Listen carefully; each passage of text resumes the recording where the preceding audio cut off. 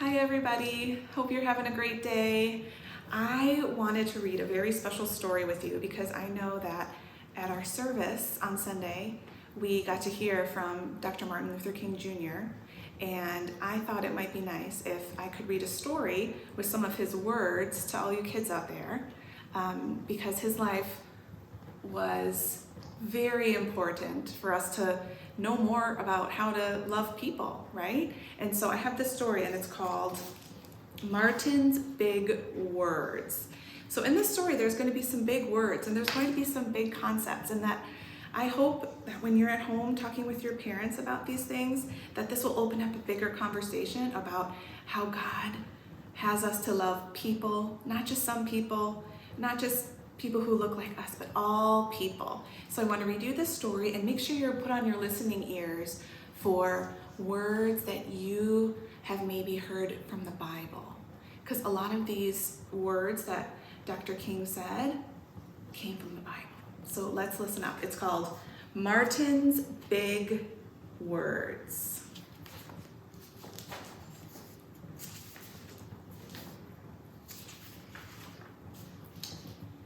Everywhere in Martin's hometown, he saw the signs, white only. His mother said these signs were in all southern cities and towns in the United States.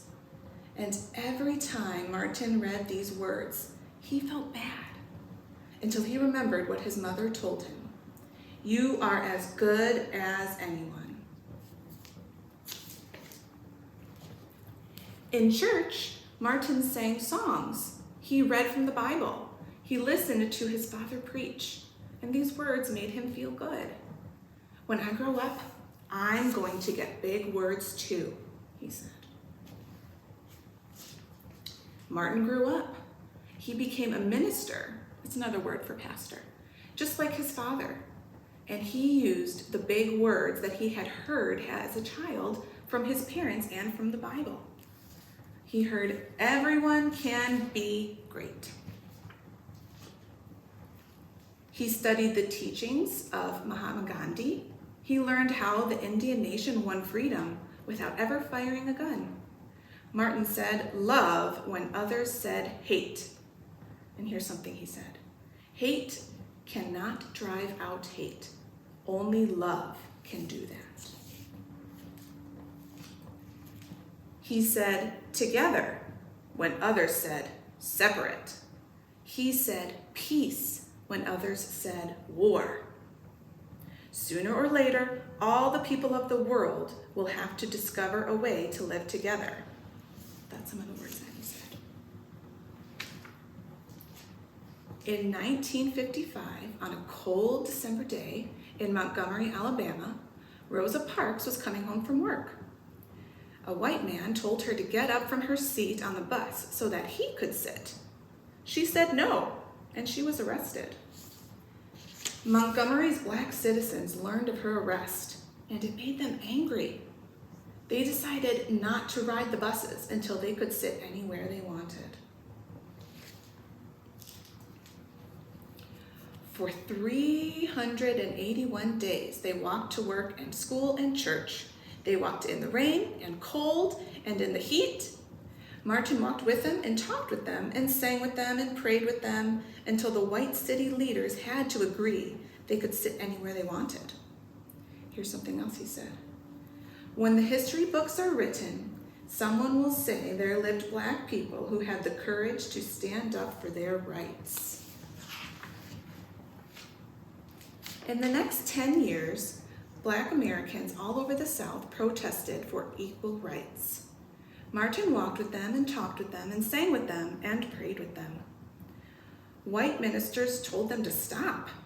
Mayors and governors and police chiefs and judges ordered them to stop, but they kept on marching.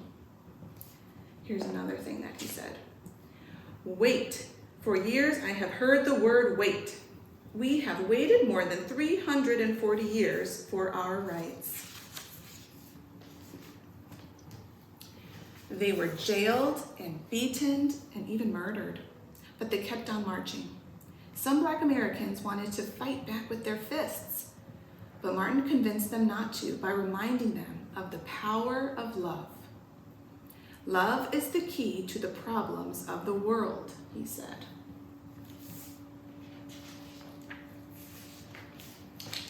Many white Southerners hated and feared Martin's big words. A few threatened to kill him and his family. His house was bombed. His brother's house was bombed, but he refused to stop. Remember, if I am stopped, this movement will not be stopped because God is in this movement. The marches continued. More and more Americans listened to Martin's words. He shared his dreams and filled them with hope. He said, I have a dream that one day in Alabama, little black boys and black girls will join hands with little white boys and white girls as sisters and brothers. After 10 years of protests, the lawmakers in Washington voted to end segregation. The white-only signs in the South came down. Dr. Martin Luther King Jr. cared about all people. He cared about people all over the world, and people all over the world admired him. In 1964, he won the Nobel Peace Prize. He won it because he taught others to fight with words, not fists. Martin went wherever people needed help. In April 1968, he went to Memphis, Tennessee. He went to help garbage collectors who were on strike. He walked with them and talked with them and sang with them and prayed with them. On his second day there, he was shot and he died.